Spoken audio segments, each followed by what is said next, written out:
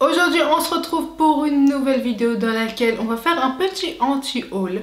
C'est un concept qui a un peu disparu ces temps-ci de YouTube, mais personnellement j'adore et j'affectionne beaucoup regarder ce genre de vidéos. En gros, si vous ne connaissez pas le concept, il s'agit tout simplement de parler des produits qu'on n'achèterait pas. Voilà, donc c'est tout simplement à l'encontre d'un haul dans lequel on présente des produits qu'on vient d'acheter. Et bien là, ce sont des produits que je ne vais tout simplement pas acheter pour diverses raisons. Donc voilà, on va tout de suite commencer. Mais avant ça, n'hésitez pas à vous abonner, de laisser un petit like sur cette vidéo là si elle vous a plu, et également dites-moi aussi en commentaire quel est votre anti-haul. Est-ce que vous êtes d'accord avec moi sur certains produits ou est-ce que absolument pas, et par exemple quels seraient les produits qui dernièrement sont sortis que vous n'achèterez pas. Donc on va tout de suite commencer. Voilà, je me suis munie de mon téléphone, j'ai fait des screenshots etc des produits que je ne veux pas et je vais vous dire pourquoi. Donc bien entendu tous ces screenshots vont apparaître à l'image pour vous. Donc je pense que déjà on va commencer par une nouvelle marque de maquillage qui est apparue sur Sephora. Donc il s'agit tout simplement de la marque Rabanne. Voilà, pour moi c'est un petit peu dérangeant pour moi de dire seulement Rabanne et non pas Paco Rabanne. Donc tout simplement, vous aurez bien compris, il s'agit de la marque de maquillage de la maison de couture Paco Rabanne et de parfumerie, et qui se sont lancés tout simplement avec leur gamme de maquillage. Alors lorsque j'ai vu la sortie de ces produits, également je me suis rendue dans l'un des magasins de Sephora pour pouvoir mieux voir les produits. Et voilà, je trouve vraiment que l'esprit et l'univers de la marque dégagent vraiment en fait l'image qu'on a de Paco Rabanne. Mais après je trouve que les produits sont pas ouf en fait. Ce sont vraiment en fait des produits que j'ai pas trop, enfin voilà quoi, je testerai un jour peut-être juste pour tester, mais en tout cas lorsque je vois les prix ça me refroidit un petit peu plus. Également la qualité des produits, voilà, on a vraiment en fait cet esprit de packaging qui est argenté.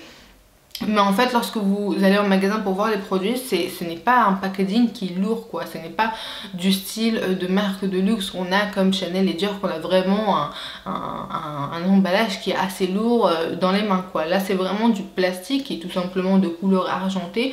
Donc lorsque je les ai vus en image et que je les ai vus en magasin, je m'attendais vraiment à voir quand même un certain poids entre les mains, et absolument pas. Voilà, ce sont des produits que, bon après vous me direz peut-être tant mieux, ils sont très légers, donc peut-être à emporter avec soi en tant que maquilleur ou maquilleuse, c'est assez cool. Mais personnellement en tout cas si voilà j'étais maquilleuse et c'est pas du tout ce genre de produit là qui m'intéressait, en tout cas encore moins ce genre de petits quads, de petits fards à paupières. Voilà, en tant que maquilleuse j'aimais bien avoir les grandes palettes qui étaient déjà très complètes à l'intérieur, que de prendre tout un tas de mini produits, de s'en kikiner avec lors du maquillage. Surtout si vous avez une session de plusieurs personnes, et bien c'est encore plus stressant, vous devez bien être organisé et non pas commencer à perdre des produits. Donc bon, donc de ce que j'ai vu en fait ils ont lancé seulement 4 produits. Donc on a un mascara qui personnellement ne m'intéresse pas d'autant plus parce que déjà son prix il est vraiment voilà, hein, pour moi un mascara plus de 10 € c'est beaucoup trop cher. Je préfère rester chez Maybelline, L'Oréal, Essence, Catrice etc au niveau des mascaras. Mais en plus de ça il n'est pas waterproof, en tout cas il n'est pas quand même essuie.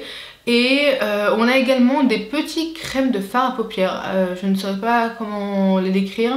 Ce sont les Color Shot. Alors il y a plusieurs teintes. Je trouve ça vraiment intéressant en tout cas pour les gens qui utilisent vraiment ce genre de produit. Moi je ne suis absolument pas utilisatrice de ce produit des fards crème métalliques, mais surtout en fait c'est le tube qui me dérange. Parce qu'à la rigueur si ça aurait été dans un petit pot, et bien ça ne m'aurait pas dérangé peut-être de l'utiliser, mais en tube je trouve qu'on a plutôt la facilité de se louper et d'en sortir beaucoup trop, et ensuite ça fait tout simplement du gaspillage de produits. Voilà, je commence déjà à bafouiller tellement je parle, mais du gaspillage de produits. Et en plus de ça, l'unité est à 24 €. Donc en gros, ça fait une couleur de fard à paupières à 24 €.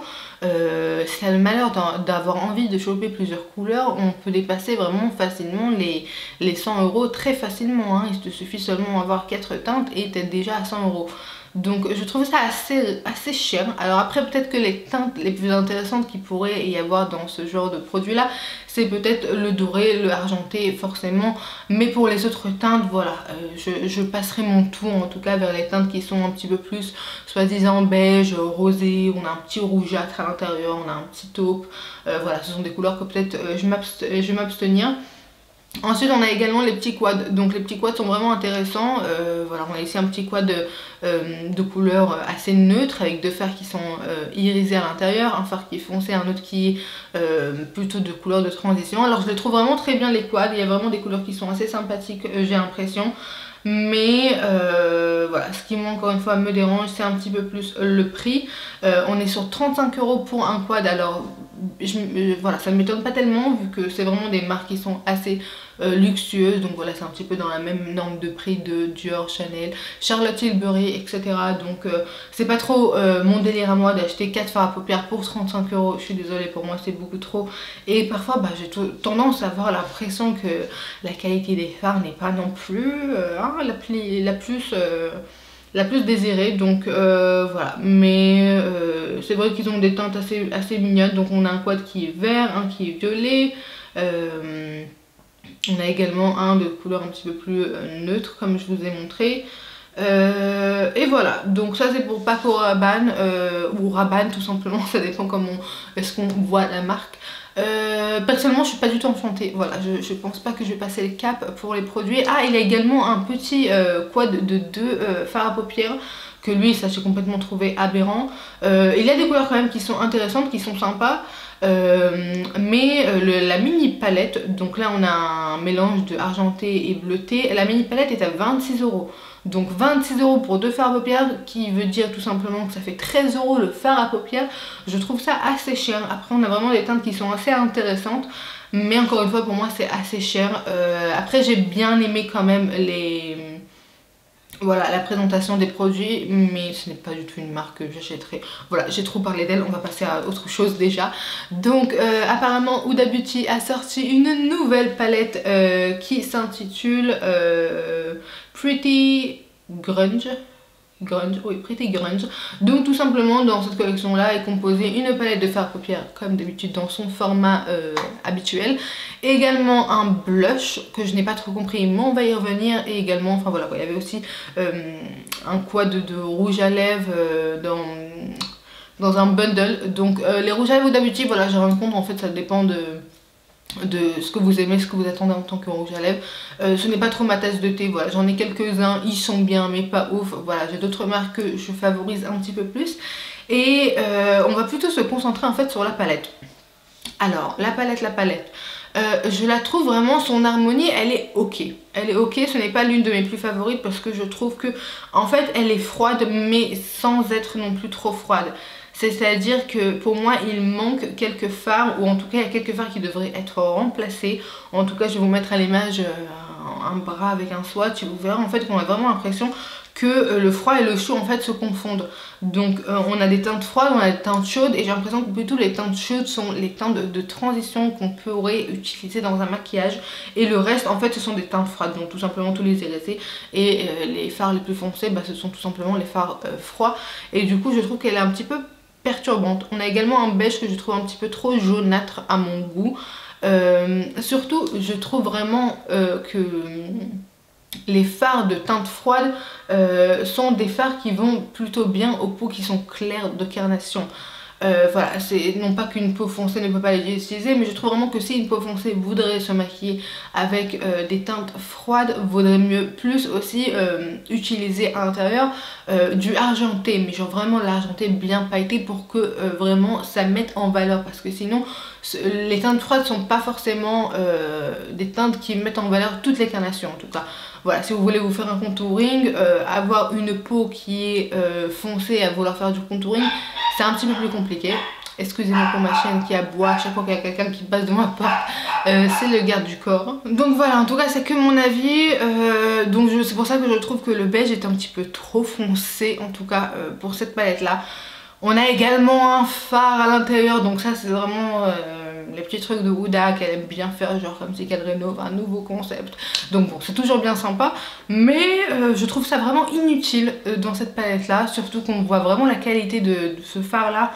Donc c'est tout simplement un phare crème noire, donc pour pouvoir utiliser en tant que base noire pour vraiment intensifier les smokies. Donc l'idée en soi est géniale, mais la qualité en tout cas je la trouve pas du tout ouf, surtout que je suis tombée sur une vidéo dans la chaîne sur Instagram de Huda Beauty, qu'on la voit se maquiller. Et voilà, je trouve vraiment que c'est ce que je trouve en fait sur les fards Huda Beauty, tout est dit dans cette vidéo là. Donc déjà elle a utilisé ce fard noir qui pour moi est complètement inutile. Donc on voit qu'il est vraiment en fait tellement il est gras, elle ne peut pas l'utiliser en quantité pour vraiment bien couvrir et avoir vraiment cette base noire intense. Donc elle utilise vraiment très peu, il est vraiment très fade au final, donc il fait seulement un effet un petit peu salissant. On voit déjà aussi que par rapport à sa carnation, donc les teintes ne lui font pas en tout cas honneur. Je ne trouve pas que ce sont les teintes les plus jolies sur elle. Je trouve qu'au contraire sur des carnations foncées ça fait un petit peu un œil malade d'avoir des teintes aussi froides, en tout cas des gris comme ça, des tons gris à ce point.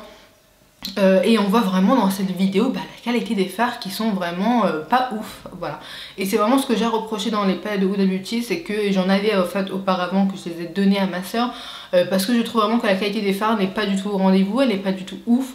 Voilà, c'est vraiment une pigmentation quelconque, et pour le prix en tout cas 72 €, alors bien entendu on a une quantité de fards un petit peu plus importante que par exemple Anastasia ou Urban Decay, mais voilà, je ne mettrai pas mon argent dans ces palettes de fard à paupières. Voilà, peut-être que c'est un unpopular opinion que je suis en train de déclarer ici, mais franchement je ne suis absolument pas ouf de ces fards à paupières, encore moins cette collection. Alors également il y a un highlighter ou un blush, je ne sais pas comment est-ce qu'on l'appelle, qui est proposé au tarif de 41 € l'unité. Donc je trouve ça excessivement cher. Après ça va dépendre au niveau du grammage, parce que là c'est pas marqué, je suis sur son site et c'est pas tellement voilà, j'ai pas trop cherché à savoir l'info, mais pour moi ça reste quand même cher, peu importe le grammage qui est à l'intérieur, hein. 41 €, voilà, on va se calmer.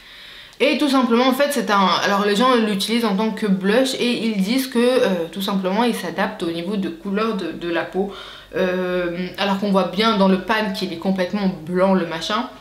Voilà, j'ai plutôt l'impression que c'est le genre d'highlighter qui est tout simplement rosé, mais voilà, c'est vraiment un highlighter glacé qu'on a vu et revu partout. Dans Anastasia qui avait la palette la Moonshine ou la Aurora, également il y avait la Alchemist de Kate Von D. Donc voilà, je trouve que c'est vraiment le genre de highlighter qu'on a vu et revu, ce n'est pas vraiment un outil de blush. Et quand on voit les photos en fait qui revendique que ce soit un blush, mais tu te dis mais mon dieu, enfin en tout cas je ne comprends pas comment est-ce que c'est possible. Alors peut-être que c'est vraiment un produit que je serais susceptible de me pencher vers lui. Après c'est son prix qui me refroidit un petit peu plus, comme vous savez sur ma chaîne j'aime bien plutôt me concentrer dans la niche des produits à petit prix.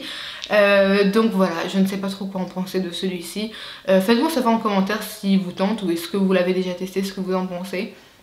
Au niveau de ces quads de rouge à lèvres, eh bien je le trouve en fait quelconque, je les trouve très bien, surtout ce sont les formats mini rouge à lèvres. Voilà, je trouve que quand on a une collection assez grande de maquillage et de rouge à lèvres, c'est mieux de privilégier d'acheter les petits formats que les grands formats, en tout cas en tout ce qui est termes de rouge à lèvres, blush, bronzer, etc. Je trouve que c'est beaucoup plus économique déjà niveau argent, et également au niveau de ne pas faire du gaspillage, tout simplement d'acheter les mini formats. Donc voilà, j'aime bien les teintes. Donc on a tout simplement la teinte Bombshell, Sweet Talker, Rebelle et Maverick dans ce quad là, et voilà, je trouve vraiment très joli. En tout cas c'est vraiment intéressant de voir d'une carnation claire, moyenne et foncée comment est-ce que les teintes des rouges à lèvres sont complètement différentes. Donc voilà, c'est pour ça que je vous dis à chaque fois, en tout cas la palette, bon pour les peaux foncées ça je n'ai pas l'impression que ce sera une bonne palette, mis à part peut-être les teintes qui sont argentées, bien entendu peuvent bien aller sur les peaux foncées, mais tout le reste ce n'est absolument pas une palette qui est adaptée pour les peaux foncées. Pour les peaux moyennes c'est vraiment moyen, voilà, et c'est beaucoup trop grisâtre, en tout cas comme on a vu sur Huda Beauty. Je trouve que c'est vraiment trop grisâtre sur elle et que ça lui fait un air malade, et voilà, je trouve vraiment que c'est une palette qui est faite pour les teintes claires, et encore voilà, je suis pas du tout enchantée.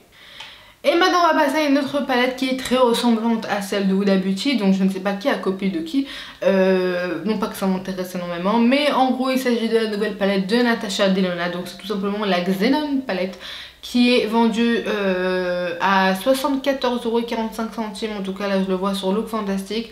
Mais si je me trompe pas, normalement ce format là se vend à 72 € sur Sephora.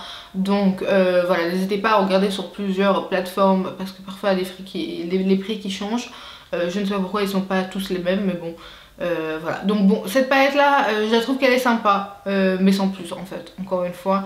Je ne suis pas trop fan de ce genre de palette, j'ai l'impression que c'est juste parce que Halloween et qu'il y avait des lancements durant Halloween, donc c'est pour ça que j'ai l'impression qu'ils ont tous sorti ce genre de palette un petit peu grisâtre.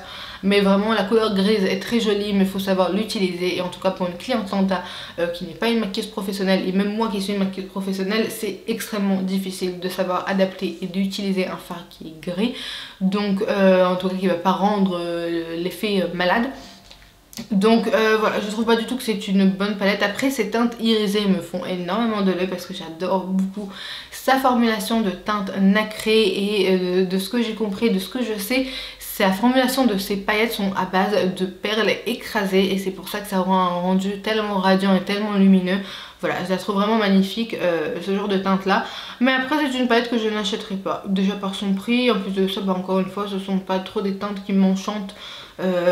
Plus que ça, je trouve que les swatchs néanmoins sont très jolis, et également les petites teintes irisées à l'intérieur, mais pas plus hein. Après c'est vrai que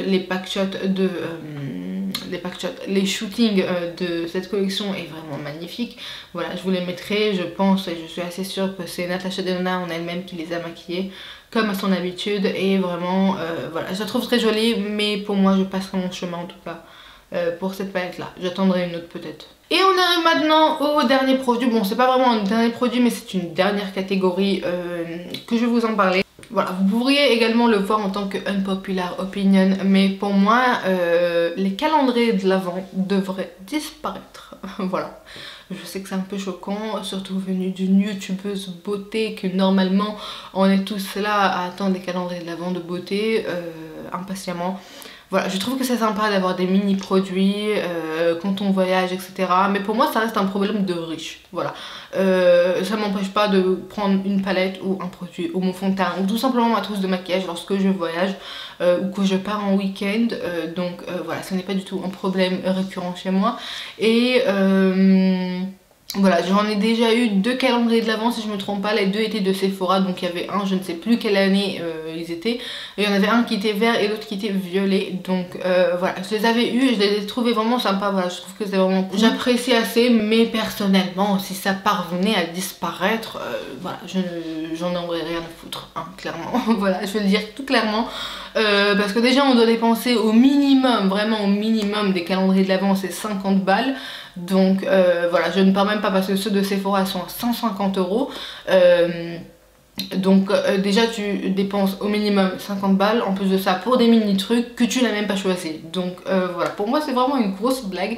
Voilà, je n'aime absolument pas acheter des calendriers de l'Avent que je ne sais pas qu'est-ce qu'il y a à l'intérieur. Voilà, avant de commander un calendrier de l'Avent, je regarde bien son contenu pour savoir en fait est-ce qu'il me plaît, et surtout en fait ceux de Sephora hein, parce que voilà, là j'ai une petite photo des produits du calendrier de l'Avent Sephora que je vous le mettrai bien entendu à l'image. En fait je me dis pour 150 € le calendrier de l'Avent, si j'observe bien les produits, alors certes il y a des produits qui sont excellents tels le mascara Huda Beauty, une petite palette de trio Natasha Denona, on a des miniatures de parfum, on a une mini palette Anastasia, on a quand même un produit Benefit, voilà quoi, on voit qu'il y a quand même du contenu dans ce calendrier, je vais pas cracher dessus. Mais après si je me pose vraiment la question, réellement la question que je me pose quelques secondes, que je me dis Morgane, si tu avais ces 150 €, qu'est-ce que tu achèterais du contenu du calendrier? Et au final, lorsque je l'observe, mis à part peut-être le baume, la neige ou la mini crème au peptide de Drunk Elephant, et encore j'aimerais bien l'avoir un peu grand format qu'un petit format, eh bien aucun des produits de ce calendrier de l'Avent me tente réellement. Donc voilà, je ne suis pas tellement emballée par celui-ci. Il n'y a rien qui me plaît réellement. Également, moi qui ai une peau mixte à grasse, au sujet acnéique, voilà, pas tous les produits sont un peu être utilisé sur moi. Également on a ici un vernis qui n'est pas du tout dans mon utilisation. Il y a également 2 mascaras que aucun d'eux est waterproof, donc encore moins. Une miniature de parfum qui m'intéresse pas tellement, un énième rouge à lèvres rouge, une crème corporelle et enfin voilà quoi, c'est pas vraiment pour moi un calendrier de l'Avent qui me transcende. Il y avait également le calendrier de l'Avent de Charlotte Tilbury qui est sorti pour une valeur de 200 €. Donc c'est tout simplement un 12 cases, donc c'est à dire que vous ouvrez donc je sais pas si c'est vraiment un coffret, un calendrier de l'Avent. En tout cas les personnes sur YouTube le présentent en tant que calendrier de l'Avent, qu'en gros vous ouvrez un tiroir tous les 2 jours. Voilà, je le trouve intéressant, mais en tout cas ça c'est vraiment le genre de calendrier qui est ciblé à ce que vous voulez vraiment découvrir une marque spécifique et d'avoir plusieurs de leurs produits, que de plutôt acheter ce que vous souhaitez, ce qui vous plaît, ce qui vous tape à l'œil sur le moment même. Donc voilà, je trouve que c'est intéressant. Encore une fois, ça dépend si vous voulez découvrir le calendrier. Un calendrier que je trouve qui était complètement une blague, c'est le Paul & Joe. Paul & Joe? Oui, c'est le Paul & Joe. Bon, ça c'est tous les ans, c'est une grosse blague ce calendrier. Mais également celui de ASOS. Voilà, je trouve que bon, bof quoi, hein, vraiment au niveau de sa miniature, voilà, il y a vraiment, ce sont pas vraiment des produits en fait qui m'emballent, contrairement à celui de Sephora. Et bien là on a vraiment des produits qui sont assez, voilà, quand on a The Ordinary, on a First & Beauty, on a ELF, on a Cetaphil, donc quand même c'est une marque de drugstore. On a vraiment beaucoup de produits de drugstore, on a Make Up Revolution, etc. Et au final, bah, tout le calendrier de l'Avent est à 110 €. Donc pour moi, 110 € pour avoir autant de marques qui ne font pas rêver, comme par exemple du Charlotte Tilbury ou du Anastasia ou du Natasha Denona qu'on peut avoir dans un calendrier. Je trouve ça vraiment abusé. Après, les calendriers de l'Avent que je trouve intéressants quand même, ce sont les calendriers de l'Avent soit de NYX, soit de Make Up Revolution. Je les trouve vraiment très bien au niveau de leur contenu, parce que vraiment là, c'est vraiment de faire un tour sur la marque globale, et notamment bah, ils sont pas très chers. Par exemple celui de Make Up Revolution, je sais qu'il est à 49,90 €, donc c'est quand même assez cool pour pouvoir venir tester la marque, malgré que je trouve qu'il y a beaucoup trop de gloss dans ce genre de calendrier de l'Avent. Voilà, il y a beaucoup trop de produits à lèvres, il y a également beaucoup de petits accessoires. Voilà quoi, je trouve vraiment que ce sont des bouches-merdes pour boucher quelques cases par-ci par-là, mais en tous les cas pour découvrir le calendrier de l'Avent c'est quand même intéressant. Donc voilà tout pour cette petite vidéo, j'espère qu'elle vous a plu. Faites-moi savoir quel est votre anti-haul à vous, est-ce que vous êtes d'accord avec moi sur certains points. Et voilà, donc voilà tout pour cette vidéo, j'espère qu'elle vous a plu. Faites-moi savoir en commentaire également quelle autre future vidéo aimez-vous voir sur ma chaîne, et en attendant on se dit à la prochaine, à toutes.